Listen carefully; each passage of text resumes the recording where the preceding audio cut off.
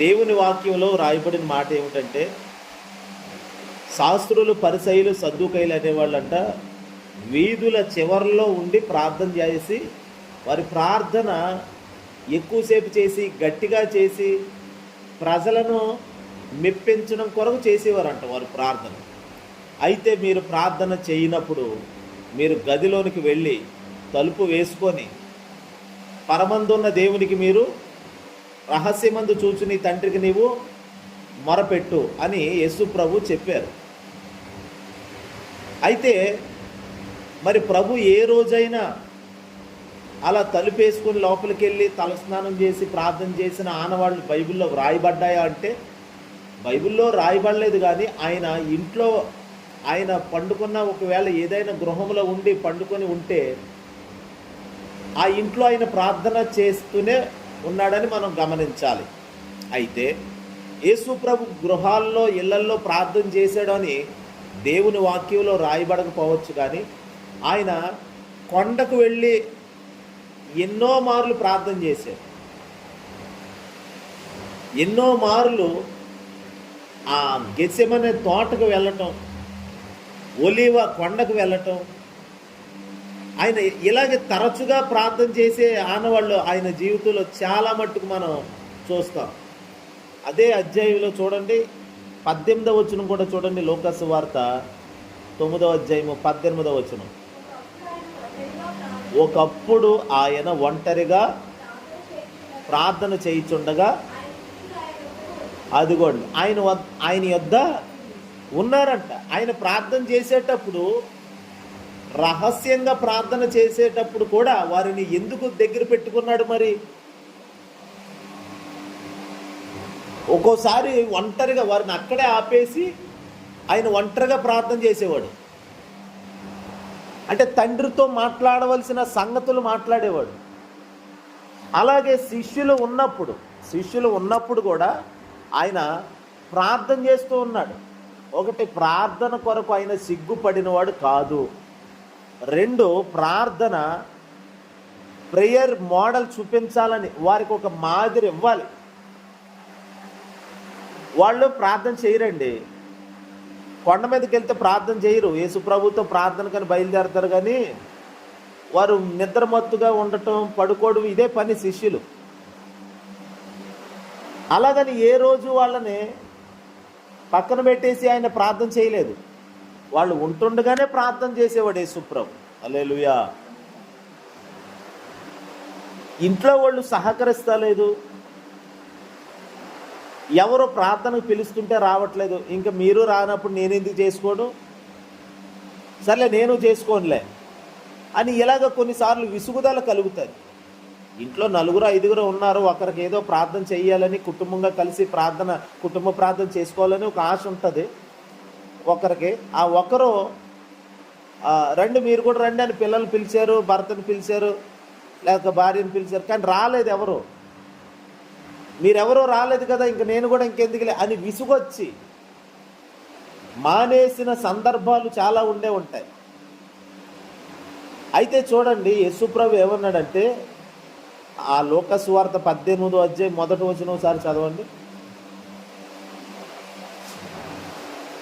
18వ అధ్యాయము 1వ వచనం.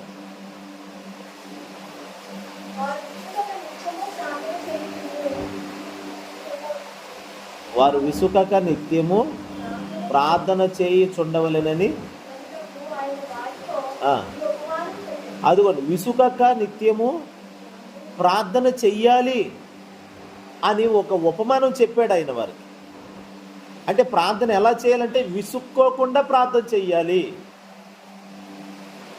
విసుగుదల రానియకూడదు. ఓకే, ఇంట్లో వాళ్ళు సహకరిస్తలేదు ప్రార్థనకి, మీలో మంట ఉంది ప్రార్థన చెయ్యాలని. ఇప్పుడు ఈ 21 రోజు ప్రార్థన ఆనవాయితీ, అలవాటు, వాడుక ఉంది మనకి. ఈ అలవాటు ప్రకారం ఇంట్లో రేపు నుండి మీరు ప్రార్థన చేస్తారు. ఇంట్లో వాళ్ళు శబ్దాలు చేయొచ్చు, లేకపోతే ప్రతికూలంగా పరిస్థితులు ఎదురవ్వచ్చు. మీరు ప్రార్థనకు పిలిస్తే రాకపోయే పరిస్థితులు కనబడవచ్చు. కానీ మీరు ప్రార్థనకి విసుగుదల అనేది రాకుండా మీ మట్టుకు మీరు మోకాళ్ళు వేసి, వాళ్ళ ఇంట్లో వాళ్ళు అలా తిరుగుతున్నా, వాళ్ళు ప్రార్థన కొరకు రాకపోయినా, మీ వంతుగా మీరు ఎప్పుడైతే ప్రార్థన చేస్తారో ఇంట్లో ఉండి, వాళ్ళు చూస్తారు. ఈరోజు కుటుంబ ప్రార్థనకు రాకపోవచ్చు, రేపు రాకపోవచ్చు, ఎల్లుండి రాకపోవచ్చు. పోనీ మీరు ప్రార్థన చేస్తుంటే పక్కనే పడుకోవచ్చు. మరి యేసుప్రభు ప్రార్థన చేస్తుంటే శిష్యులు నిద్రపోతున్నారంట. వాళ్ళు ఆ కొండ మీద నిద్ర పడుకునే బదులు ఆయనతో పాటు కలిసి మోకాళ్ళేసి ప్రార్థన చేయొచ్చు కదా. పేతురు, ఓ యోహాను, యాకోబు, మీరు వచ్చింది ఎందుకు? ప్రార్థనకే వచ్చారు. ప్రార్థనకు వచ్చామని పేరు చెప్పుకొని ఇక్కడ పడుకుంటే ఎలాగా అని ప్రభు ఏమైనా అన్నాడా? నిద్ర మొహాలారా, నిద్ర మొహాలు వేసుకొని మీరేంటి ఇలా పడుకుంటున్నారు అని ఏమైనా గద్దించాడంటే లేదు. ఒక మహిమను చూశారండి. ఎప్పుడైతే మహిమను చూశారో నిద్రలో నుండి మేలుకున్నారు. చదవండి ఆ మాటలు మళ్ళీ ఒకసారి. ఇక్కడ ఆ లోకాసు వార్త 9:32.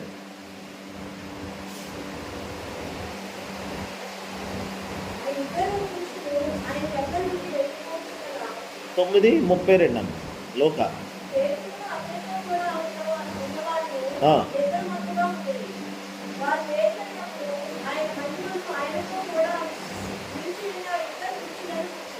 చూడండి, ప్రార్థనకి వీళ్ళు సహకారులుగా ఉంటారని తీసుకెళ్తే వాళ్ళు ఏం చేస్తున్నారు?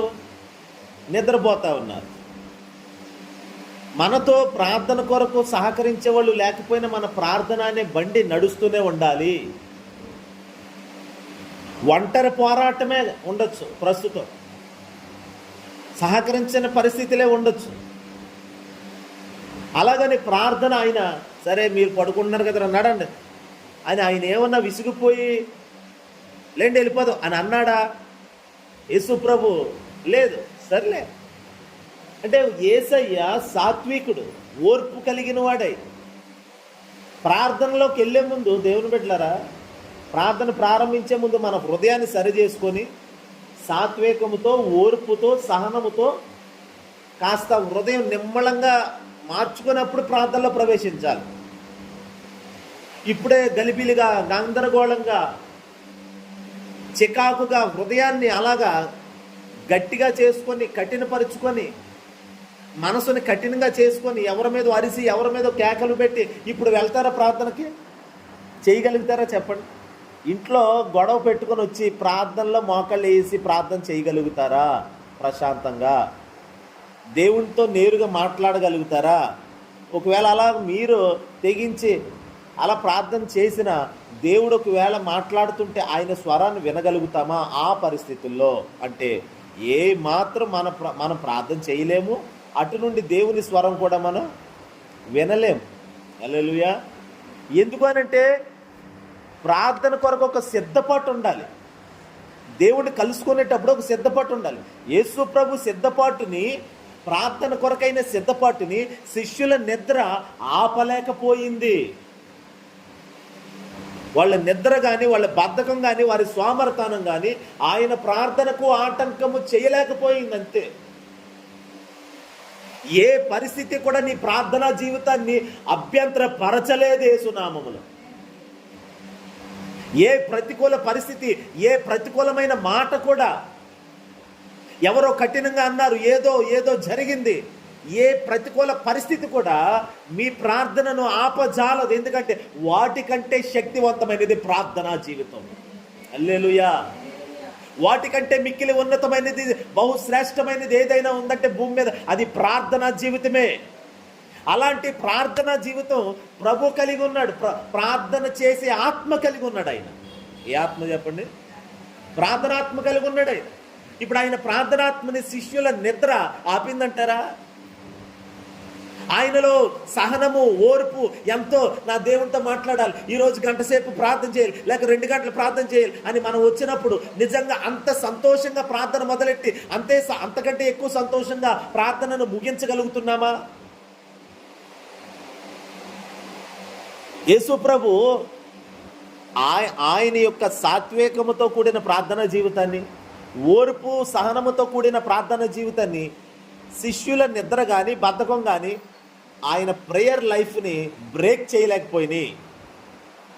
ఆయన ప్రార్థనా జీవితాన్ని పాడు చేయలేకపోయినాయి. ఎందుకంటే ఆయన అంత స్థిరంగా ఉన్నాడు ఆ నిర్ణయంలో. హల్లెలూయా. ఆయన కలిగి ఉన్న ఆలోచన ప్రార్థన చెయ్యాలి. కొండ ఎందుకు ఎక్కువ చెప్పండి అమ్మా, గట్టి చెప్పండి. కొండ ఎందుకు ఎక్కాలి? ప్రార్థన చేయడానికి. చర్చికి ఎందుకు రావాలి? ప్రార్థనలో గడపడానికి, ప్రభుతో ఉండటానికి, ఆయన స్వరం వినడానికి. ఇప్పుడు ఈ గురి పెట్టుకొని ఈ లోపల ఏదో ఒక వార్త వచ్చింది మీకు ఫోన్లో. గబక్కున మీరు తీసుకున్న నిర్ణయం వెనక్కి తీసేసుకొని ఫోన్లో ఏదో వార్త వినబడగానే తిరిగి దాని కొరకు స్పందించి వెనక్కి వెళ్ళిపోయే పరిస్థితులు ఏర్పడతాయి. ప్రార్థన కొరకు మోకరించిన తర్వాత ఏ పరిస్థితి నీకు వినబడినా, ఏ పరిస్థితి కనబడినా ఇక ఇక ఇక వెళ్ళకూడదు. ఇప్పుడు అల్లెళ్ళు చెప్పండి సార్, నేను ఇలా వాక్యం చెప్తున్నాను కదండి. ఎవరో ఏదో దుర్వార్త ఏదోటి వచ్చింది, ఇక్కడ నుండి లేచి వెళ్ళను,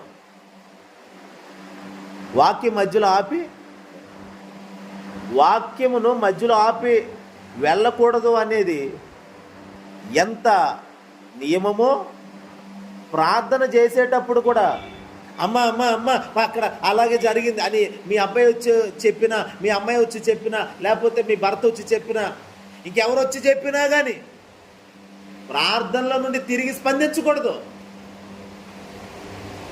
ఇప్పుడు ఇలా శ్రద్ధగా వాక్యం వింటున్నారు, ఒక ఫోన్ కాల్ వచ్చిందనుకోండి, దాని కొరకు తిరిగి స్పందించకూడదు. అంటే మీ ప్రార్థన పట్టుత్వం అలాగుండాలి. అందుకనే పట్టుదల ప్రార్థన ఎలా చేయాలని చెప్పాడంటే పౌలు, పట్టుదలతో ప్రార్థన చెయ్యండి అని చెప్పాడు. ప్రార్థనలో పట్టుదల కలిగి ఉండండి అంటే దాని అర్థం ఏమిటి? ఇక ఏ ఫోన్ కాల్ కానీ, ఏ పిలుపు కానీ, ఏ వార్త కానీ నీ ప్రార్థనా జీవితాన్ని దేవుడు నీవు మాట్లాడుకునే ఆ సమయాన్ని వాడు దొంగిలించలేడు. అది నీలో ఉండాలి మొదట. గొప్పని ఎవరైనా ఫోన్ చేస్తే లగెత్తుకొని బైబిల్ ఎత్తుకొని కొన్ని పరిస్థితి ఈ టైం వరకు, ఈ టైం నుండి ఈ టైం వరకు ఉండాలని అనుకున్నప్పుడు ఇక ఆ టైంని బ్రేక్ చేయడానికి మనం అవకాశం ఇవ్వకూడదు. ఇంకో పరిస్థితికి, ఇంకో వ్యక్తికి, అది మన సొంత వ్యక్తి అయినా కానీ ఇవ్వకూడదు. ఇంకా యేసు ప్రభు జీవితంలో ప్రార్థనా జీవితం ఎంత పట్టుదలతో కూడిన జీవితం అంటే ఆలోచన చెయ్యండి. ఆయన శిష్యుల నిద్ర యేసు ప్రభు ప్రార్థనా జీవితాన్ని బద్దలు కొట్టలేకపోతుంది. ఎందుకంటే ఆయన అంత స్థిరంగా ఉన్నాడు ఆయన తీసుకున్న నిర్ణయంలో. నేను ఈరోజు నా తండ్రితో ప్రార్థన చేయడానికి వచ్చాను, నేను తండ్రితో మాట్లాడడానికి వచ్చాను. నేను వచ్చిన తర్వాత ఇగో శిష్యులు ఎవడో సహకరిస్తలేదు, కనీసం ముగ్గురు తీసుకొచ్చాడండి ఆయన. ముగ్గురు పడుకుండిపోతే ఎలాగ చెప్పండి? అల్లెలు చెప్పండి. ఇప్పుడు మీరు ఇంతమంది ఉన్నారు కదా, వచ్చిన వాళ్ళు అందరూ నిద్రపోతున్నారండి, నేను ఇంకేం చెప్తాను? నేను ఇప్పుడు ఏం చేస్తాను?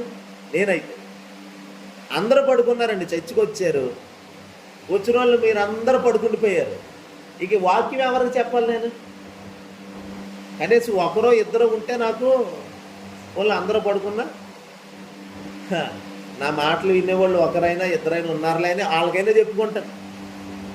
అలా అందరూ పడుకుండిపోతే ఇంక నేను ఏం చెప్తాను? విసుగు వస్తుంది. కానీ ప్రభు నాకు కూడా చెప్పేది ఏంటంటే, అలా నిద్రపోయినా కానీ నేను నీకు ఇచ్చిన పనిని నువ్వు తుదముట్టించాలి అని ప్రభు అంటాడు. అలాగని వచ్చిన వాళ్ళు నిద్రపోమని కాదు. హల్లెలూయా. యేసు ప్రభువుకి ఆయన ప్రార్థనా జీవితానికి కనీసం ముగ్గురు ఆయన తీసుకొచ్చిన శిష్యుల్లో ముగ్గురులో ఒక్కరైనా మెలకుగా లేరు. ఉన్నారండి? ఎవరైనా సాకారులుగా ఉన్నారా? అర్రే రే ముగ్గురు పడుకుంటున్నారే, ముగ్గురు నిద్రపోతులే. ఇప్పుడు మీరు ప్రార్థనలో నలుగురు కూర్చున్నారు, మీ కుటుంబ ప్రార్థనలో నలుగురిలో ముగ్గురు పడుకుండిపోయారండి. మరి మీరేం చేస్తారు అప్పుడు? నలుగురిలో ముగ్గురు పడుకుండిపోయారు, మీరు అయితే ఏం చేస్తారు అప్పుడు?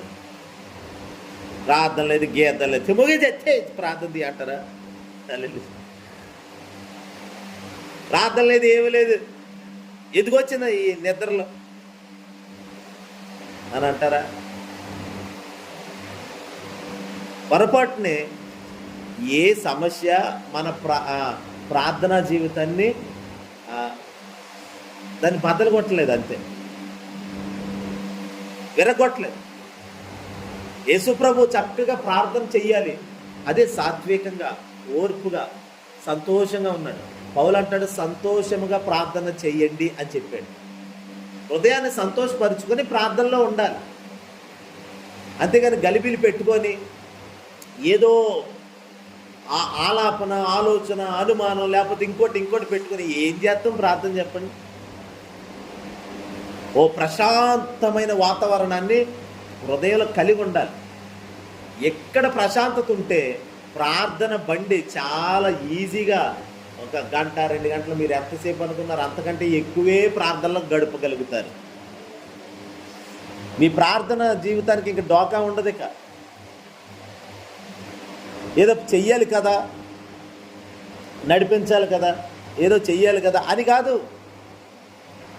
ప్రార్థన అంటే నిన్ను అభ్యంతరపరిచేవి నీ వరకు వచ్చినా, కదిలించేసేవి వచ్చినా ఆ కొండ మీద స్థిరంగా ఉండటం. యేసుప్రభు కొండ అంటే ఆయన కొండ ఎక్కాడంట ప్రార్థనకి. కొండ కదులుతుందండి? కొండ కదులుతుందా?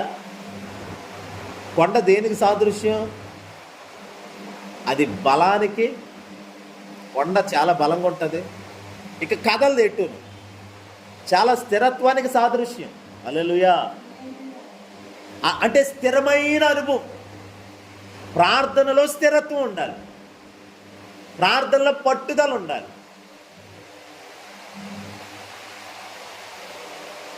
ప్రార్థన ఆయన అలా ప్రార్థన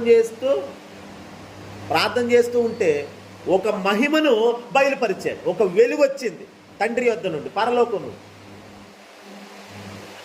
మహిమ ఆవరించి ఉన్నప్పుడు, అలాగే పాత నిబంధనలో ఉన్న 2 భక్తులు ఆయన దగ్గరకు వచ్చినప్పుడు ఇప్పుడు శిష్యులకి మెలకు వచ్చిందంట.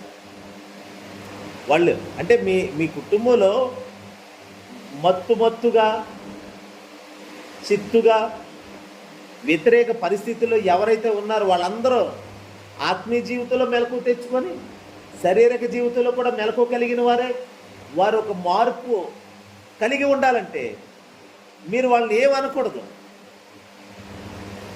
కనీసం ఏమనక్కర్లా. నువ్వు ప్రార్థన చేస్తూ ఉంటే వాళ్ళకే మెలకు వస్తుంది. వాళ్ళని నిద్ర లేపేది ఏంటి అనుకున్నారు? నీలో ఉన్న మహిమ, ఆ ప్రకాశము, ఆ వెలుగు, ఆ తేజస్సు ప్రకాశిస్తుంటే నిద్రపోయేవాడు కూడా నిద్రపోవడం. ఇంకా చేతులెత్తాలి చెప్పండి. నిద్ర రాదాలకే నీలో నుండి కనుపరచవలసిన మహిమ, ఆ అభిషేకము, ఆ దైవిక శక్తిని నువ్వు రుజువు చేసినప్పుడు నీ ప్రార్థన ద్వారా వాళ్ళకి ఆటోమేటిక్గా మార్పు వచ్చేస్తుంది. ఇప్పుడు పేతురు, యాకోబు, యోహానులు పడుకున్నారు కదండి. ఎప్పుడైతే నిద్రలో నుండి మేలుకున్నారో ఏమన్నాడు చూడండి అన్నమాట. 32, 33 చదవండి.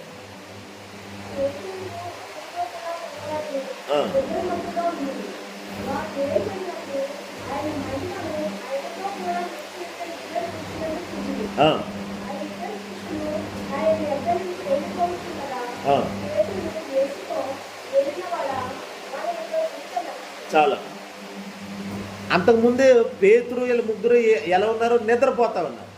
ఎప్పుడైతే ఆయనలో నుండి మహిమ బయలుదేరిందో ఇప్పుడు మెలకు వచ్చేసింది వాళ్ళకి. నిద్రలో నుండి లేచారు. లేవగానే అంటారు కదా, ప్రభా మనం ఇక్కడ ఉండుట మంచిది. ఇక్కడ ఉందో, ఇక్కడ వచ్చి అసలు నువ్వు ఏం చేద్దామని వచ్చావు? పడుకుంటున్నావు. నువ్వు పడుకునేవాడు ఇప్పుడు ఏం చేయాలనుకుంటున్నావు అంటే ఆలోచన మారింది, తీరు మారింది, విధానం మారింది, పద్ధతులు మారినాయి. ఈ 21 రోజు ఉపవాస ప్రార్థనలో ప్రభు మందిరంలో ఆఖరిగా ప్రభు చెప్తున్న మాట ఏంటంటే, ఈరోజు ఒక మార్పు జరగబోతుంది. ఆమె చెప్పరే, ఓ మార్పు మాత్రం చూస్తారు అంతే. అది ఇంట్లో కానివ్వండి, మీలో కానివ్వండి, మీ భర్తలో లేకపోతే మీ పిల్లల విషయాల్లో కానివ్వండి, ఆర్థిక పరిస్థితుల్లో కానివ్వండి, ప్రతి దాంట్లో ఒక మార్పు మన పరిచర్యలో కూడా చూడబోతున్నాం మనం. అయితే మన పని ఏంటో తెలుసా? ప్రార్థనలో స్థిరంగా ఉండటమే, ప్రార్థనలో నిలకడగా ఉండుట. హల్లెలూయా. నువ్వు నిలకడగా ఉంటే పొందుకోవాల్సిందని పొందుకుంటావు. కొంతమంది ఈ 21 రోజు ప్రార్థనలు మధ్యలో లేచి వెళ్ళటం, ఫోన్లు మాట్లాడటం ఇట్లా చేశారు. ఇవి చిలిపి చేష్టలు, చిలిపి పనులు. అట్లాంటివి కూడా చేయకూడదు, ఇక మానేసుకోవాలి. అందుకని ఫోన్లో స్విచ్ ఆఫ్ తీసుకోవాలి, స్విచ్ ఆపుకోవాలి అంతే. ఇక అలాంటివి చేయకూడదు. మీరు ప్రార్థన, ఇంటి దగ్గర ప్రార్థనలో కూడా ఒక గంట ప్రార్థన చేద్దాం అనుకున్నారనుకోండి, ఆ గంట సేపు ఫోన్ సైలెంట్లోనే పెట్టించుకోవాలి. ఇక ఫోన్ చూడక్కర్లేదు ఇక. అలా ఒక నిష్టగా, అదే దాన్ని అంటారు స్థిరమైన ప్రార్థన. ఒక రింగ్తోనే నిన్ను కదిలించేస్తుంటే, ఎవరో ఏదో చెప్పే వార్త నిన్ను కదిలిస్తే ఇంక ప్రార్థనలో స్థిరత్వం ఏమొస్తుంది? దేవుని మహిమను ఎలా కనుపరచగలుగుతావు చెప్పండి? నీ కుటుంబంలో ఎలా మహిమను చూడగలుగుతావు? పరిస్థితుల్లో మార్పుని ఎలా చూడగలుగుతావు? చేసేదే గంట 2 గంటల ప్రార్థన. ఆ 2 గంటల ప్రార్థనలో ఇలా మోకరించావు, 10 నిమిషాలకే ఫోను, 10 నిమిషాలకే ఏదో వార్త, వెంటనే వెళ్ళిపోతాం, ప్రార్థనలో నుండి లేచిపోతాం.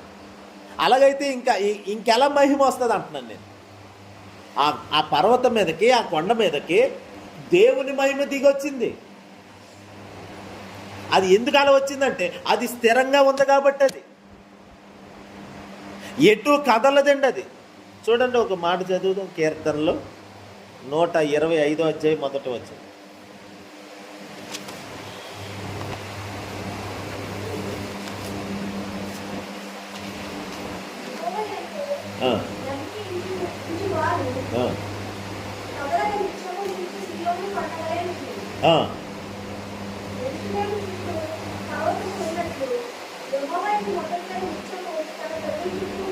అదిగోడు,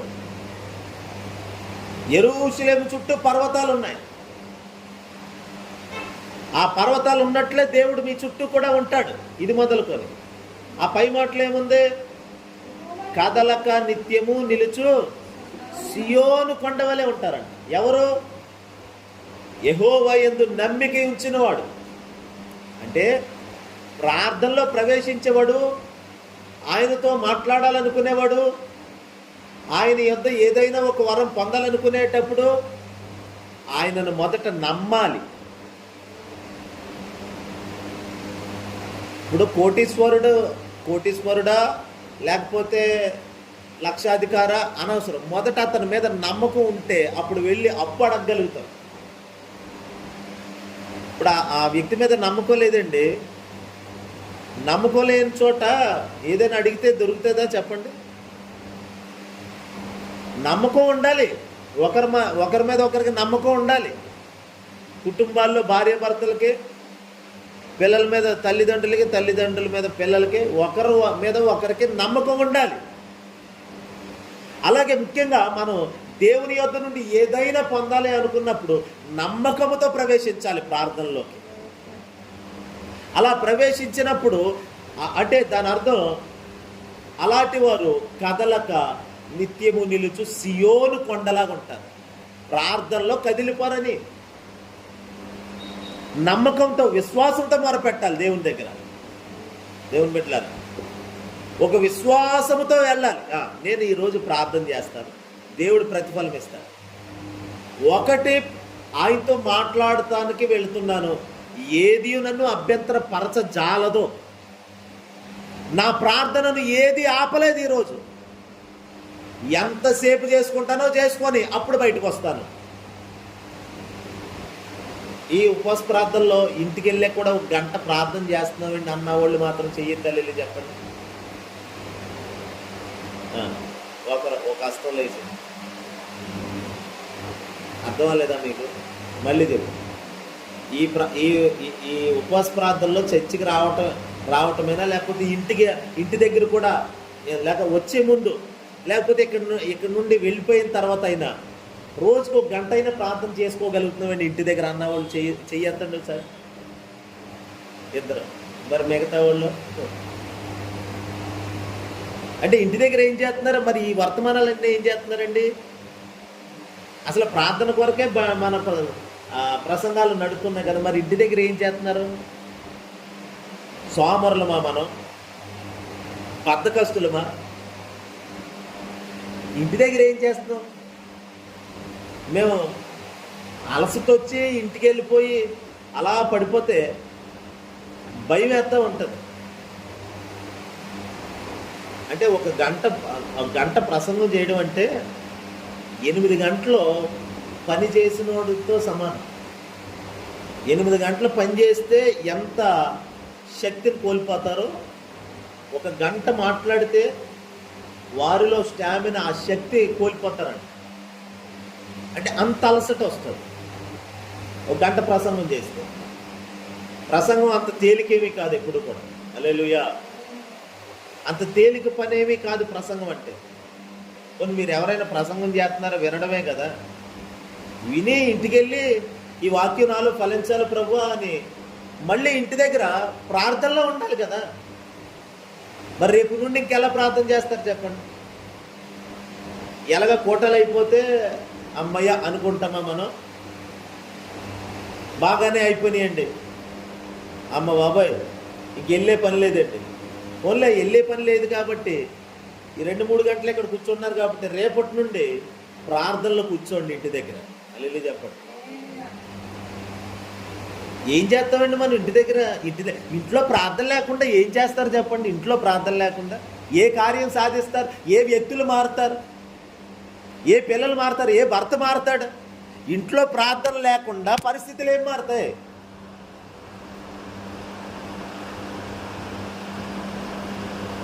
తప్పకుండా ఇంట్లో ప్రార్థన చేయాలి. రాత్రి కుమ్మరిపాలెలో ప్రార్థన పెట్టాం, చర్చిలో పెట్టలేదు, ఇంట్లోనే పెట్టాం. ఎందుకు పెట్టామంటే ఆ ఇంట్లో ప్రార్థన ఉండాలనే పెట్టాం. ఆ పాస్టర్ గారి ఇంట్లో, పాస్టర్ గారే ఆయన ఏంటి, పాస్టర్ గారి ఇంట్లో ప్రార్థన ఉండదా? ఉంటుంది. చర్చి పక్కనే, కానీ చర్చిలో పెట్టలేదు. చర్చిలో వద్దండి ఇంట్లో పెడదాం అన్నాను. ఇంట్లోనే పెట్టాం.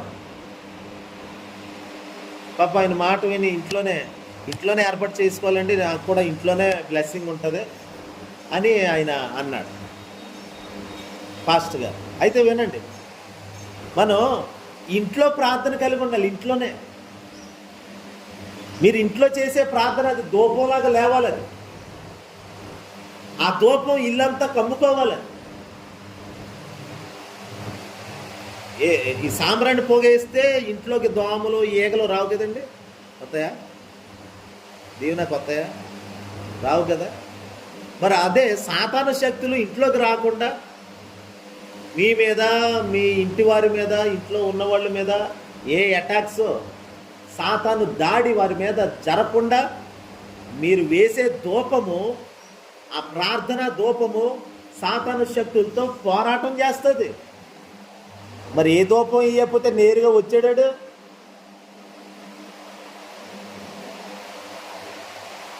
ఇప్పుడు మూత వేయలేదండి.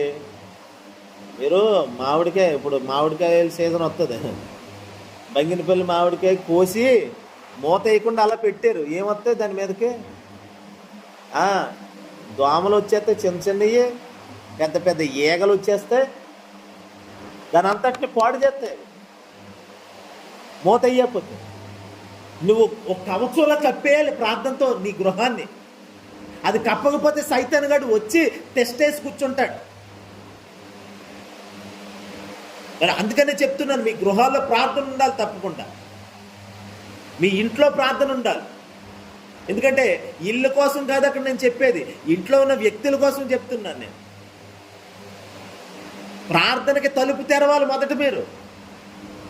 ఆ తర్వాత దేవుని మహిమ మీలో నుండి బయటకు వచ్చినప్పుడు వాళ్ళు ఇంట్లో ఎవరు మారకపోయినా మారుతారు. తర్వాత నా నమ్మకం ఏంటంటే నేను ఎప్పుడు గట్టిగా నమ్ముతాను ఏంటంటే, నువ్వు ప్రార్థన పర్రాలు అయితే నీ భర్త మారతాడంతే, ఇందులో డౌట్ ఏమీ లేదు. మహా పరిశుద్ధులు వారి అనుభవాల్లో చెప్పిన మాటలే ఇవి.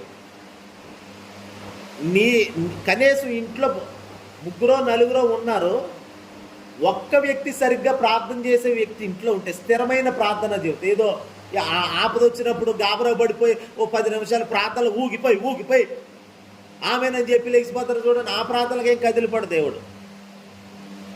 స్థిరమైన ప్రార్థన నువ్వు అరగంటే చెయ్యి, కానీ స్థిరంగా రోజు అలా ఇంకా టైం పెంచుకుంటూ పో ప్రార్థనలో. కానీ స్థిరమైన ప్రార్థన ఉంటే దేవుడు ఏ కార్యాలైనా చేస్తాడా ఇంట్లో. కానీ అసలు ప్రార్థన లేదండి, లేనప్పుడు నీ భర్త ఎలా మారుతాడు చెప్పు, లేకపోతే పిల్లలు ఎలా మారుతారు చెప్పు. మనము సోమరులుగా తినేసి పడుకునే రకాలం కాదు కదా మనం. ఒక రోషంతో కూడి పరుగులు పెట్టాల్సిన రోజులు ఇవి. కొంచెం గుణపంతో పొడిచినట్లుగా ఈ మాటలు ఉన్నా పర్లేదు, ఏదో రకంగా రేపబట్టమే కావాలి నాకు. మీరు హల్లెలూయా, మీలో మంట పుట్టించడమే, మిమ్మల్ని రేపడమే నా పని పూట. హల్లెలూయా. మీరు రేపబడ్డారనుకోండి, సురకలు వేయబడ్డాయి అనుకోండి, ఇంటికెళ్ళి పరిగెత్తుకెళ్ళి ప్రార్థనలో ఉంటారని నా బాధ. అది ప్రార్థనలో కూర్చున్నారా, ఇక స్థిరంగా ఉండాలి ప్రార్థనలో. అప్పుడే చర్చిలో ప్రార్థన అంటే చెయ్యండి అన్నప్పుడు సిగ్గుపడకుండా చేస్తారు. ఇంట్లో ప్రార్థన లేని వాళ్ళు ఇక్కడ ప్రార్థన చేయలేరు, నాలుగు కరుచుకుంటారు, సిగ్గుపడతారు, ఏదో 2 మొక్కలు చేసేస్తారు, లేకపోతే ఏం చేస్తున్నారో వాళ్ళకే తెలియదు. అసలు ఏంటి, ఇన్నాళ్ళ నుండి నువ్వు భక్తి చేస్తున్నావు, రక్షణ పొందే నాళ్ళు అవుతుంది, మరి నువ్వు సరిగ్గా ప్రార్థన నేర్చుకోలేదు, ప్రార్థన రావట్లేదంటే నీకు ఇంట్లో ప్రార్థన లేదు కాబట్టి. అందుకని అంటే ఇంట్లో అంటే దాని అర్థం వ్యక్తిగత ప్రార్థన అంటున్నాను నేను. చేతులే తల్లి చెప్పండి, ఏ ప్రార్థన అది? వ్యక్తిగత ప్రార్థన అంటే నీ మట్టుకు నువ్వు చేసుకునే ప్రార్థన. ఇది అన్నం దగ్గర కూర్చున్నప్పుడు చేసే ప్రార్థన, మంచం మీద ఎక్కేసాక ఓసారి మంచం మీద కూర్చొని ప్రభువా స్తోత్రం నైనా కాసుకో చూసుకో వేసుకో కంచే చుట్టూను అని ఈ ప్రార్థన చేసిస్తే సరిపడే ప్రార్థన కాదు, ఇలాంటి ప్రార్థనలు కాదు. నీకంటూ ఒక గంట కాలకృత్యాలు తీర్చుకోవడానికి 1 గంట సమయం ఇచ్చేస్తారు కదా. ఏమంటే బీరువా దగ్గర ఒక అరగంట, అద్దం ముందు అరగంట నించొని ఓ దువ్విందే దువ్వి ఏమంటే బట్టలు కట్టుకోవడానికి ఒక అరగంట, ఈ అన్నిటికీ ప్రతిదానికి ఒక సమయం ఇస్తున్నారు కదా. మరి ప్రార్థనకి ఎందుకు సమయం ఇస్తలేదు మనం? అంటే ప్రార్థన అంటే అంత చులకనా మనకి? ప్రార్థన అంటే దేవునితో మాట్లాడటం కాదా? ప్రార్థన అంటే దేవునితో నడవటం కాదా? ప్రార్థన అంటే దేవునితో ప్రేమలో ఉండటం కాదా? ప్రార్థన అంటే దేవుడు నేను ముఖాముఖిగా ఒక చోట్ల కలుసుకుంటున్నామన్న భావం ఇంకా అర్థం కాలేదా నీకు? హల్లెలూయా చెప్పండి. ప్రార్థన కూర్చున్నటువంటి అవగాహన, ప్రత్యక్షత నీకు వస్తే, ఆ ఆత్మ నీలో పట్టినప్పుడు కన్నీటితో ప్రార్థన చేస్తావు, మోకాళ్ళు వేసి ప్రార్థన చేస్తావు, ఇక ఆగవు, ఎవరు చెప్పినా ఆగవు. ఇక అలాంటి నడిపింపు నువ్వు ప్రార్థనలో పొందాలనేది నా బాధ. అది హల్లెలూయా. యేసు ప్రభు ప్రార్థన చూడండి, ఒక శిష్యుల నిద్ర కానీ. ఇప్పుడు మీరు మధ్యరాత్రులు లేచి ప్రార్థన చేయాలనిపించింది, లేకపోతే రాత్రి పడుకునేటప్పుడు మీ భర్తతో మీరు అన్నారు ఏమండి కాసేపు ప్రార్థన చేసుకుందాం, నేను పడుకుంటాను, నేను చేయను, నువ్వు చేసుకో, ఓకే. ఇప్పుడు ఆయన పడుకున్నాడు, ఇప్పుడు మీరు పక్కనే అంటే ఇల్లు చిన్న ఇల్లు, మీరు పక్కన మోకాళ్ళు వేసి ప్రార్థన చేస్తున్నారు. అప్పుడు జరిగేది ఏంటి? పక్కన వాళ్ళు పడుకుంటుంటే మనకేమవుతుంది? నిద్ర ఆవరించేస్తుంది కదండి. రాదా? ఇప్పుడు మీరు పక్కన కూర్చున్నారు, మీ పక్కన ఎవరన్నా పడుకుంటే మీకు కూడా వస్తుందా రాదా? కునుకుపాట్లు పడతారా లేదా? అంటే ఆ కునుకుపాట్లు మీకు ఎందుకు వచ్చినాయి? పక్కన వాళ్ళు నిద్రపోతున్నారు. ఇప్పుడు ప్రార్థన నడుస్తుందండి. ఇంక నువ్వు అలా పడుకుంటే ఇంక నేనేం చేస్తాను, నాకు నిద్ర వచ్చేస్తుంది. సర్లే రేపు చేసుకుందాంలే, హల్లెలూయా, సర్లే రేపు చేసుకుందాంలే. కొంతమంది బాధలు ఎలాగుంటాయి. ఎవరు పడుకుండిపోయినా, ఎవరు గురకెట్టేసినా ఎవరు ఎలా పడుకుంటూ మత్తులోకి వెళ్ళిపోయినా యేసయ్య ప్రార్థన ఆగలేదది. ఆయన ప్రార్థన కొనసాగిస్తూనే ఉన్నాడు. అంతలో ఒక మహిమ ఆయన ఆవరించింది. ఆయన ముఖము మారిపోయింది. ముఖం మారిపోయింది, వస్త్రాలు దగ మెరిసిపోతున్నాయి. ఇదంతా జరుగుతున్న చోట వాళ్ళు ఇంకెలా పడుకోగలుగుతారు చెప్పండి? నువ్వు ఇలా చెయ్యి, నువ్వు ప్రార్థనలో మండుతూ ఉండు, ఆత్మలో మండుతూ ఉండు. పక్కనోడు కూడా లేచి మోకాళ్ళు వేస్తాడు యేసునామాలో. మీరు పడుకుంటే నాకు ప్రార్థనతో ఇది. ఎవరైనా పడుకున్నారా? తోలు తీసేస్తాను. అలా కూర్చోండి, మీరు చేయకపోయినా పర్లేదు, గోడకు జారపడి కూర్చోండి, నేను మాత్రం భక్తుడిని ప్రార్థన చేసుకుంటాను. ఎవరో ఎలాగో ఉన్నారని మనం ప్రార్థన ఆపకూడదు. అటు పడుకోండి. అదే నేను అనేది ఏంటంటే, ఇలాంటి పరిస్థితులకి మన హృదయంలో గాయాలవుతాయి, కఠినంగా మారుతుంది. ఆ హృదయాన్ని కఠినం అవ్వకుండా మెత్తని హృదయముతో, విరిగి నలిగిన హృదయముతో ప్రభువుని సమీపించాలి. ఇప్పుడు ఎవరి మీద అరిసేయండి, అరిసి అంటే అరిసెలు కాదు, ఇది గట్టిగా కోప్పడి వచ్చి ప్రార్థన చేస్తారా? దీవెనక చేయగలుగుతాం మనం? రాండమ్మ చేస్తాం మనం? ఎవరి మీద కోప్పడి ప్రార్థన చేయగలుగుతామా? చేయలే. చాలా తేలిక మనసు ఉంచుకోవాలి, తేలిగ్గా ఉండాలి, హృదయం తేలిగ్గా ఉండాలి. యేసుప్రభు నీటి మీద నడిచాడా లేదా అమ్మా? నడిచాడా లేదా? నేల మీద నడిచాడా? నీటి మీద కూడా నడిచాడు కదా. ఒక పాత్ర, ఖాళీ పాత్ర నీటి మీద తేలుతుంది. ఆయనలో ఏ లోటు లొసుగులు ఏమీ లేవు, ఏ అనుమానాలు లేవు, ఏ పిశాచికి చోటు లేదు ఆయనలో. ఇవన్నీ దెయ్యాలు, ఇవన్నీ నీ ఆలోచనలు అన్నీ. ఏ ఆలోచనలు తేలిగ్గా ఉన్నాడు ఆయన, చాలా తేలిక పాత్రలాగా ఉన్నాడు. అందుకనే ఆయన అంత తేలిగ్గా ఉన్నాడు కాబట్టే ప్రార్థనలో నిలబడగలుగుతున్నారు, హృదయం ప్రశాంతంగా ఉండగలుగుతుంది. ఆయన హృదయాన్ని ముంచేసే పరిస్థితులు ఏమీ లేవు. ఆయన తేలిగ్గా ఉంటాడు ఎప్పుడు ప్రార్థనకు సిద్ధమైన పాత్ర ఆయన. హల్లెలూయా. ప్రార్థనకు సిద్ధపడిన పాత్ర యేసుప్రభు. అందుకని ఆయన ఒలీవ కొండకి వెళ్ళిపోతాడు. ఏమండి, ఇదిగో ఇక్కడ గెత్సేమనే తోటకి వెళ్తాడు, లేకపోతే కొండెక్కేస్తాడు ఆయన. అలాగా ఇలా ప్రార్థనలో కొనసాగుతూ ఉంటాడు ప్రభు. అందుకని మన దైనందిన జీవితాలలో స్థిరమైన ప్రార్థనను ఏది కదిలించలేదని అనుకోవాలి. రే మీరు అల్లరి చేస్తే నేను ప్రార్థన చేసుకోలేనురా చెప్పకూడదు ఈ మాట. మనం అంటే కొంచెం ప్రార్థనలో ఎదిగిన అనుభవం అనుకుంటే, అల్లరి చేయకండి, సైలెన్స్, ప్రార్థన చేసుకుంటున్నాను నేను అని అరవక్కర్లేదు. ఏంటా బాల ప్రార్థన తోస్తలేదు. ఎవరో చెప్పారు నాకు, ఆవిడ ఇంట్లో ప్రార్థన చేసుకుంటుందంట. వాళ్ళ అల్లుడు కూతురు విగ్రహారక్తులు. వాళ్ళు సినిమా పాటలు ఎక్కువ పెట్టేసి సౌండ్ పెట్టేస్తున్నారు. ఇప్పుడు ఆవిడ ప్రార్థన చేయగలుగుతుందా చెప్పండి? కానీ కొంచెం ఆత్మీకంగా ఆలోచిస్తే ఏం భయపడక్కర్లే. ఆ పాటలే, ప్రార్థనే. అంటే అక్కడ అవకాశం లేదు, ఇంకా ఎక్కడికి వెళ్ళి ప్రార్థన చేసుకోలేదు. ఆవిడ పెద్ద వయసు, ఇంట్లోనే ఉండాలి. మరి ఇప్పుడు ఎక్కడికి వెళ్ళి ప్రార్థన చేస్తారు ఆవిడ? చర్చికి వెళ్ళాలంటే దూరం. ఇంకా ఆ గోలలో మరి ఎలాగ ఇంకా ప్రార్థన అలాగని ప్రార్థన చేయకుండా ఉందామా? కంటిన్యూ స్థిరమైన ప్రార్థన అన్నప్పుడు దాని అర్థం ఏమిటి? స్థిరంగా, బలంగా, ఒక కొండ మాదిరిగా ఉండాలి ఆ ప్రార్థన. అందుకనే ఆ తల్లి అలాగా సౌండ్ వినబడుతుందని ప్రార్థన మానేస్తుంది. సమస్యలు ఎక్కువైనాయి. నేను అనేది ఏంటంటే, ఎవరు సౌండ్ ఎక్కువైపోయినా, ఎవరి అల్లరి ఎక్కువైపోయినా, పరిస్థితులు ఎలా ఉన్నా, పక్కన వాళ్ళు పడుకుండిపోయినా, మెలకుగా ఉన్నా, ఉరగ పెట్టినా, ఏ పరిస్థితి చేత నువ్వు కదిలించబడకూడదు. ఏది నీ ప్రార్థనా జీవితాన్ని కదిలించేదిగా నువ్వు ఉండకూడదు. అంతటి స్థిరమైన ప్రార్థన జీవితాన్ని సంపాదించుకోవాలి. అది ఎలా అలవాటు అవుతుందంటే, చర్చికి వచ్చినప్పుడు 10 నిమిషాలు 5 నిమిషాలు ప్రార్థన సరిపోదు. ఇంటి దగ్గర గంటలు గంటలు ప్రార్థన అనుభవం నేర్చుకోవాలి. ఇంటి దగ్గరే ఎక్కువ ప్రార్థన చేయాలండి. చర్చిలో అంతగా కుదరదు కదండి. చర్చిలో ఇంటి దగ్గర కుదురుతుంది. ఆ మంచం ఎక్కి పడుకునే బదులు గంట దిగి ప్రార్థన చేస్తే ఏం పోయే? అంటే 21 రోజులు మీరు ఇంటి దగ్గర ప్రార్థన చేయలేదు కొంతమంది. ఎంత దరిద్రమో చెప్పండి.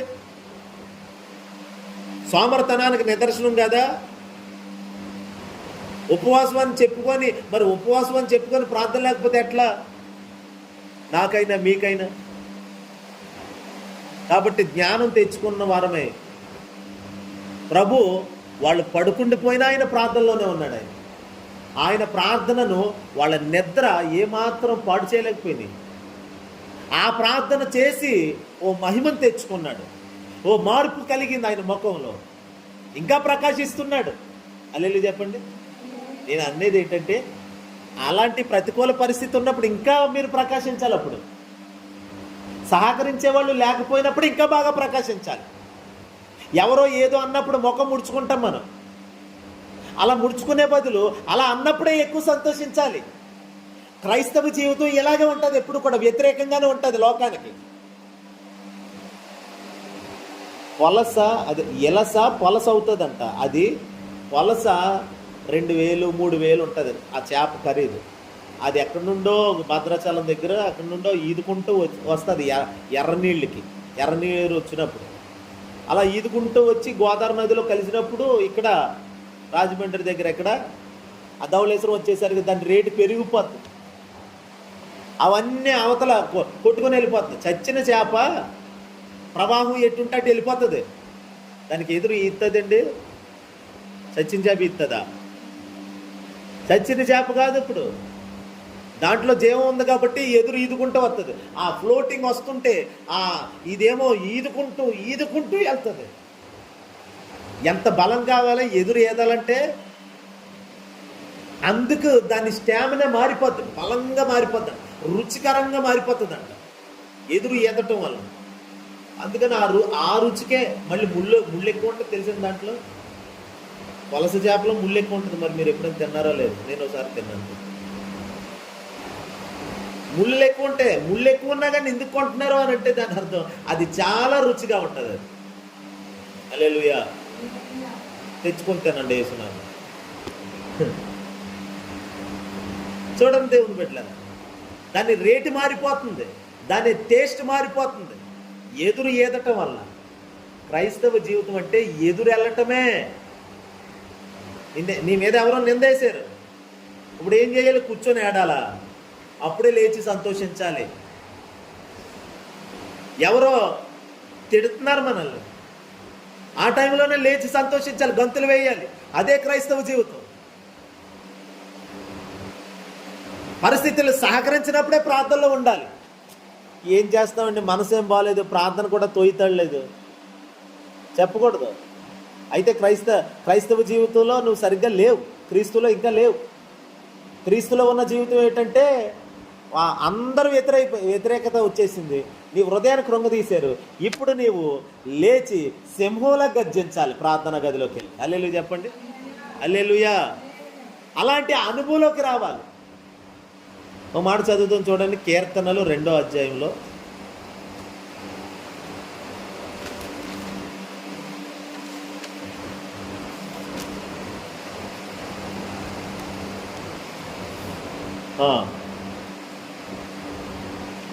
మొదటి వచనం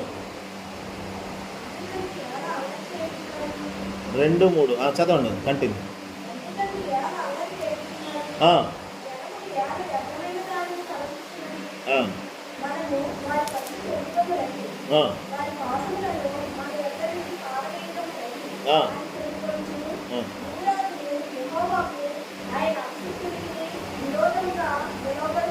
విరోధులందరూ ప్రభువుకి వ్యతిరేకంగా నిలబడ్డారండి. గుంపు కూడా ఉన్నారంట విరోధులందరూ, శత్రువులందరూ. హల్లెలూయా. శత్రువులందరూ విరోధంగా గుంపు కూడి ఉన్నారు. ఇప్పుడు పరిస్థితి ఏంటి? చదవండి.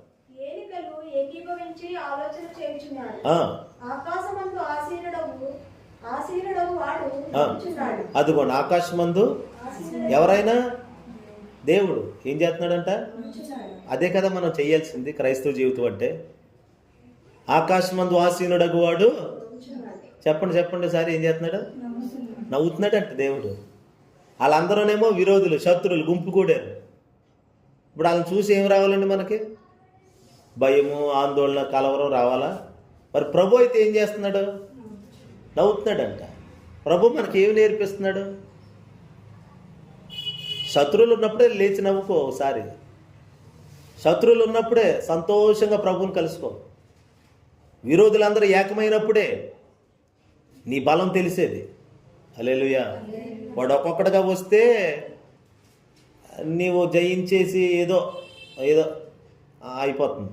కానీ వాళ్ళందరూ ఏకమై ఒకేసారి గుంపుగా నీ మీద, అన్ని పరిస్థితులు నీ మీద గుంపుగా దాడి చేస్తున్నాయి. ఇప్పుడే నీ శక్తి ఏమిటో తెలుస్తుంది. కాబట్టి నీ శక్తి ఎక్కడ దాగుందో తెలుసా? నీవు చేసే ప్రార్థన, నీ హృదయాన్ని ఎంత ప్రశాంతంగా ఉంచుకుంటావో అంత ఆ ప్రశాంతతే నీ బలం. హల్లెలూయా. దేవుని ప్రశాంతతను ఏది పాడు చేయలేదు, దేవుణ్ణి ఏది కదిలించలేదు. దేని చేత కదిలించబడని దేవుడు, జాతకనండి, దేని చేత కదిలించబడని ఆయన నాలో ఉన్నాడు ఇప్పుడు, ఆయన నీలో ఉన్నాడు ఇప్పుడు. మరి నువ్వు ఎందుకు కదిలిపోతున్నావు? మరి ఆయన నీలో ఉన్నాడన్న సంగతి మర్చిపోయావు కాబట్టి. నీకు ఎందుకు నవ్వు రావట్లేదు? పరిస్థితులు ప్రతికూలంగా ఉంటే ఏడుపు వస్తుంది అంటే ఆయన నీలో ఉన్నాడని మర్చిపోయావు. విరోధులు అందరూ, శత్రువులు ఎక్కువైపోరని ఏడిసేసి ఆలకేళ్ళకి చెప్పుకొని బాధపడిపోతున్నావు. కానీ ఆయన ఏం చేశాడు? విరోధులందరూ ఏకమైనప్పుడు ఆయన ఆకాశం నుండి చూసి అలా నవ్వుతున్నాడంట. ఆయనే కదా నీలో ఉన్నాడు, ఆయనే కదా నాలో ఉన్నాడు. ఆయన మనలో ఉన్నప్పుడు మనం ఇప్పుడు ఏం చేయాలి చెప్పండి? హ్యాపీగా ఉండాలి, పరిశుద్ధాత్మలో సంతోషించాలి, హ్యాపీగా ఉండాలి. ఆనందించండి, ప్రభునందు ఆనందించండి. మరలా చెప్పుదును, ఆనందించండి. చెరసాల్లో మగ్గిపోతూ శిక్ష అనుభవిస్తూ ఉన్నాడు పౌలు. అప్పుడు రాశాడు ఆ మాట, జైల్లో ఉండి రాశాడు ఆ మాట, ఆనందించండి ప్రభు. బాబు నీకు ఆనందం ఉందా? పౌలా నువ్వు ఎక్కడున్నావు? ఇంట్లో కానీ కూర్చున్నావు ఏంటి ప్రశాంతంగా? కాదు కదా, నువ్వు జైల్లో ఉన్నావు. జైల్లో ఉండి నువ్వు ఈ మాట ఎలా చెప్పగలుగుతున్నావు? నేను జైల్లో కాదు, క్రీస్తులో ఉన్నాను నేను అంటాడు. ఎందులో ఉన్నాడు? యేసులో జీవితం, యేసులో ఆనందం. అందుకనే నేను ఎక్కడున్నా, ఏ పరిస్థితిలో ఉన్నా నా ఆనందాన్ని, ఆయన నాకు ఇచ్చిన సంతోషాన్ని నా హృదయం నుండి అది ఏ పరిస్థితి వేరు చేయలేదు. ఏ ప్రతికూలత, ఏ నింద, ఏ శ్రమ, ఏ అనుమానం, ఏ బంధకం, ఏ రోగం, ఏ అల్ప విశ్వాసం నా ఆనందాన్ని బ్రేక్ చేయలేదు. ఈ ప్రత్యక్షత కలిగిన వారమే ప్రభు నాలో ఉన్నాడు, నేను కదిలించబడను. హల్లెలూయా.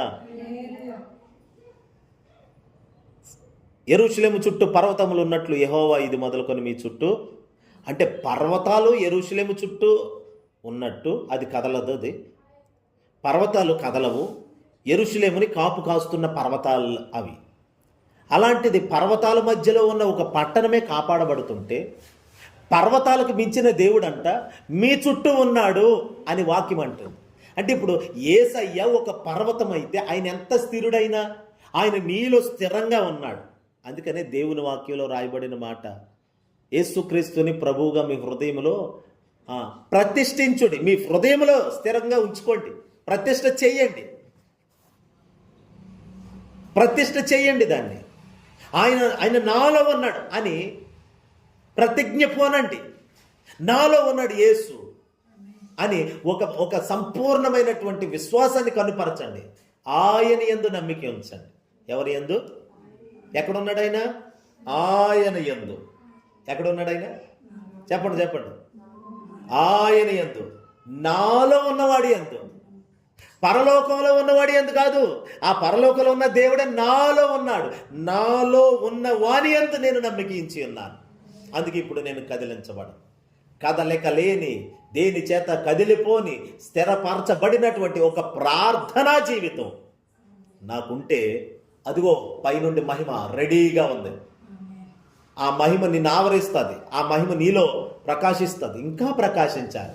చీకటి ఎక్కువగా ఉన్నప్పుడే, అప్పుడే కదా నీ వెలుగు తెలిసేది. హల్లెలూయా. చీకటండి, అబ్బో వాళ్ళ పాపులండి, వీళ్ళ పాపులండి, చిచ్చి ఆమె మంచిది కాదు, ఇతడు మంచిది కాదని ఇలా వేరియేషన్ చేసి వేరువేరుగా మాట్లాడితే ఎంచెంచితే నీకు మిగిలేది ఏమీ మిగలదంతే. నీలో ఉన్న అభిషేకాన్ని కోల్పోతావు. ఎంచితే అభిషేకాన్ని కోల్పోతావు. హల్లెలూయా. ఎంచితే అభిషేకాన్ని కోల్పోతావు. 12 మందిలో కరెక్ట్గా ఎవడున్నాడు? పేతురు, నువ్వు తొందరపడుతున్నావు. ఏమనుకున్నావు? ఇస్కరియోతు యూదా, నువ్వు నన్ను నమ్మేయాలనుకుంటున్నావు కదా. యాకోబు, ఏంటి తొందరపాటు అని ఎవరిని పడితే వాళ్ళని ఎంచాడా ప్రభు? ఎంచలేదు. వాళ్ళు ఎలా ఉన్నారో అలాగే తీసుకున్నాడు. వాళ్ళు ఆయనతో తెరనిచ్చాడు, అవకాశం ఇచ్చాడు, కూడా పెట్టుకున్నాడు. అలా చేశాడా? వారిలో పెనుమార్పు కలిగింది. అందరూ కూడా యేసయ్య కోసం హతసాక్షులు అయిపోయారండి శిష్యులందరూ. హల్లెలూయా. హతసాక్షులుగా మార్చబడ్డారు శిష్యులు. అంత విశ్వాసం ఎలాగొచ్చింది ఆయన కోసం ఎలా చనిపోగలిగారు? ఒకప్పుడు మీ తొందరపాటు, మీ తొట్టుబాటు, మీ అవిశ్వాసం, మీలో చాలా బలహీనతలు ఉన్నాయి కదా. ఎలాగిప్పుడు అంటే ఆయన ఓర్చుకున్నాడు అంతే. హల్లెలూయా. ఆయన దేని చేత కదిలిపోడు. ఇస్కరియోతు యూదా దొంగోడే, అబద్ధికుడే, ధనాన్ని దొంగిలిస్తున్నాడు యేసు ప్రభు దగ్గర ఉన్న కానుక పెట్టులోది. అంత మాత్రమే కాదు, యేసుక్రీస్తుని అమ్మేస్తున్నాడు. ఇస్కరియోతు యూదా చేసిన ఏ పని కూడా యేసయ్యను కదిలించలేకపోయింది. ఆయన చివరిలో ఏమన్నాడు? చెలికాడా, ఇవేం చేయాలనుకుంటున్నావో త్వరగా చేయి అన్నాడు. ఎవరిని? ఇస్కరియోతు యూదాని. అమ్మేశాడు కదండి అతన్ని. అంతే, అవకాశం ఇచ్చాడు. ఇంకా 2 అడుగులు ముందుకేసి నువ్వేం చేయాలనుకున్నా త్వరగా చేయన్నాడు. ఇంకా హల్లెలూయా. సిలువలో మేకులు కొట్టేటప్పుడు అంటండి 4 మేకులు ఇచ్చారంట. అంటే ఈ చరిత్ర చెప్తున్న సత్యం. 4 మేకుల్లో అంటే 4 మేకులు 2 చేతులకి 2 కాళ్ళకి. ఆ మేకులు కొట్టేవాడు 4 మేకులు ఇస్తే, రోమా ప్రభుత్వం సుత్తి 4 మేకులు ఇస్తే ఓ మేకుని పారేసుకున్నాడంట. ఎక్కడో పారేసాడు. మరి జనం కదండి. ఇప్పుడు మళ్ళీ గొలుగొతా కొండకి వెళ్ళాలి. అక్కడికి వెళ్ళాక చూసుకుంటే 3 మేకులే ఉన్నాయి. అయ్యి బాబు, ఇప్పుడు రోమా ప్రభుత్వ అధికారులు మామూలు వాళ్ళ, ఉక్కు ప్రభుత్వం అది. వాళ్ళకి కనుక తెలిసిందంటే ముందు ఈయన వేస్తారు సిలువ. వాళ్ళు ఎంతో కక్ష కట్టుకొని ఆయన సిలువకు అప్పు చెప్పారు. ఇటు యూదులు, అటు రోమా ప్రభుత్వం వాళ్ళు కలిసిపోయి. ఇప్పుడు అంటే ఒక మేకులు ఏదేంటంటే అక్కడ చాలా పరిస్థితులు తేడాగా ఉంటాయి. అందుకని అతను భయపడిపోయి వణిగిపోతుంటేనంటండి చేతుల్లో కొట్టాడు. కాళ్ళల్లో ఒక్కో మేకు కొట్టాలనే పరిస్థితి వచ్చినప్పుడు ఒక మేకు ఇలా చూసుకొని అతడు కంగారు పడిపోతుంటే యేసుప్రభు పైనుండి అలాగా ఆ దెబ్బలతో 39 కొరడా దెబ్బలు తిన్నాడు ఆయన. ఈ వీపంతా చాలుగా దున్నబడింది. తలపైన ముళ్ళ కిరీటం పెట్టి పెటామని కొట్టి ముళ్ళన్నీ కస్సమని దిగిపోయేలాగా ఇలాంటి పరిస్థితి జరిగింది. హల్లెలూయా. ఆయన అలాగే రక్తపు మడుగులో ఉండి ఆ సైనికుడు ఏడుస్తుంటే అయ్యో మేకులేదే అని కంగారు పడిపోతుంటే ఇప్పుడు ఏం చెయ్యాలని కంగారు పడుతుంటే ఆయన అలా చూసి అప్పుడు ఒక కాలు మీద ఇలా ఇంకో కాలు ఇలా పెట్టాడంట ఆయన. హల్లెలూయా చెప్పండి. ఒక కాలు మీద ఇలా ఉన్న కాలుని ఒక కాలు మీద ఇంకో కాలు అలా పెట్టేసరికి అప్పుడు ఒక మేకు దాని మీద ఇప్పుడు కానీ ఇప్పుడు వేయి అన్నట్లుగా పెట్టాడంట కాలు. ఒక కాలు మీద ఇంకో కాలు, ఆ పాదం మీద ఇంకో పాదం పెట్టాడు. చూడండి, మేకులు కొట్టేవాడికి ఏ అవకాశం ఇచ్చాడు చూడండి ఆయన. హల్లెలూయా. ఇది కదా నా యేసు ప్రేమ. ఆయన కదా నీలో ఉంటా. కదిలిపోకూడదు దానికి దీనికి, దేనికి పడితే దానికి. స్థిరంగా ఉండాలంతే. నువ్వు స్థిరంగా ఉంటే ఏ గాలి వచ్చినా ఆ కొండను దాటుకుని వెళ్ళాల్సిందే, ఆ పర్వతాన్ని దాటుకుని వెళ్ళాల్సిందే. దేవుని బిడ్డల అందుకని నువ్వు పర్వతంలాగా ఉండు. ప్రార్థనా జీవితంలో పర్వతంలాగా ఉండిపో. నువ్వే ఒక పర్వతంగా ఉండాలి. అప్పుడు ఏది నిన్ను కదిలించలేదు. హల్లెలూయా. ఎందుకో తెలుసా? నువ్వు అంత స్థిరంగా ఉండడానికి కారణం ఆ పర్వతానికంటే గొప్పవాడు నీలో ఉన్నాడు కాబట్టి నువ్వు స్థిరంగా నిమ్మలంగా ఉంటావు. హల్లెలూయా. ఏమీ లేని ఆకు ఎగిరెగిరి పడుతుంది అన్నట్లుగా ఏదైనా ఆహారం పెట్టిన తర్వాత ఎగురుతుందండి ఆకు? చెప్పండి అమ్మా, ఎగరదు కదా. అలాగే మనం దీనికి దేనికి పడితే దానికి తిరిగి స్పందించేసి తిరిగి నోరు పారేసుకొని కంగారు పడిపోయి అభిషేకాన్ని పోగొట్టుకొని దేవుని కృపను పోగొట్టుకొని ఇలాగ వ్యర్థులం అవటం కంటే ఆయన నీలో ఉన్నాడన్న గ్రహింపుతో నువ్వు ఉంటే నువ్వు దేనికి స్పందించవు. ఎలాంటి దుర్వార్త విన్నా సంతోషంగా ఉంటాను. హల్లెలూయా. ఏ దుర్వార్త అయినా సంతోషంగా ఉంటావు. ఒకవేళ ఎవరికైనా మరణం ఉంది, ఆ మరణించిన గృహానికి వెళ్ళావు, అక్కడ వాళ్ళతో పాటు కలిసి ఏడుస్తావు. అలాగని అక్కడికి వెళ్ళి నవ్వకూడదండి. అంటే ఏ స్థితిలోనైనా సంతోషించమన్నారు పాస్టర్ గారు అని చెప్పి అక్కడికి వెళ్ళి పల్లికి వెళితే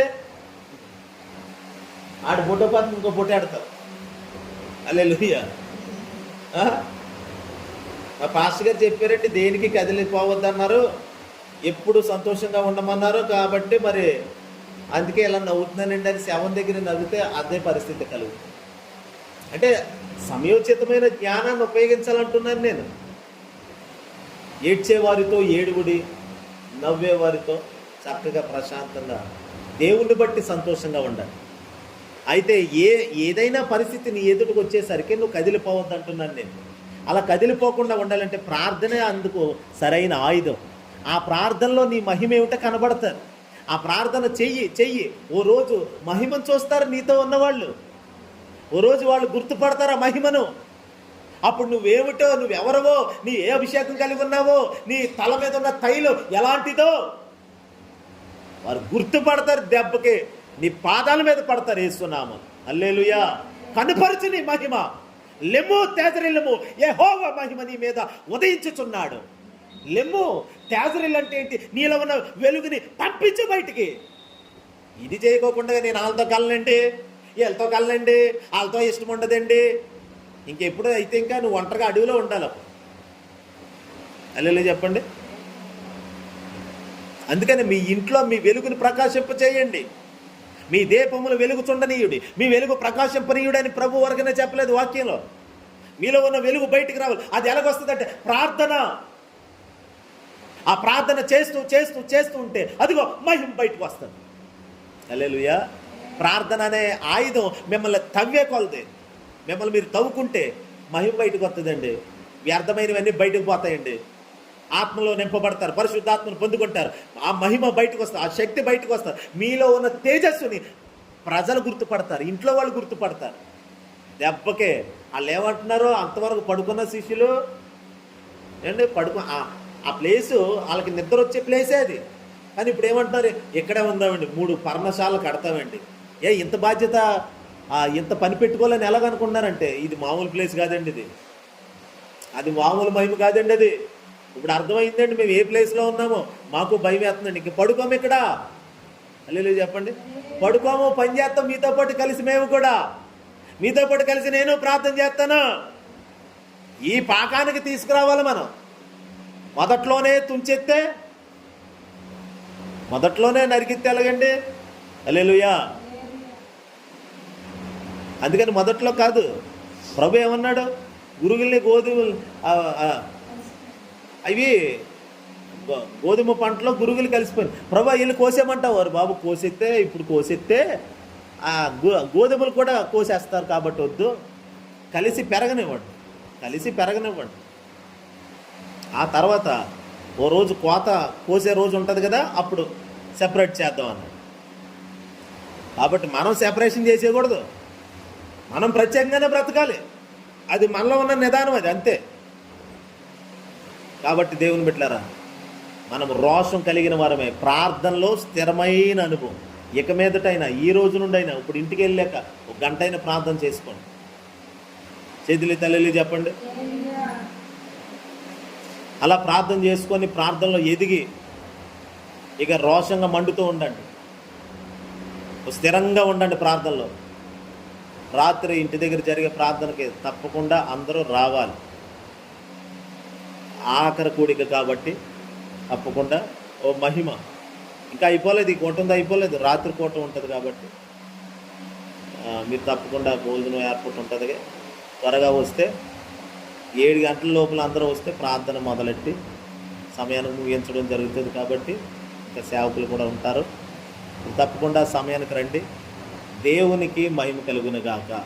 దేవుడి మాటలు మన వినికిలో దీవించును గాక. మోకరించని ప్రార్థన చేసుకుంటాం.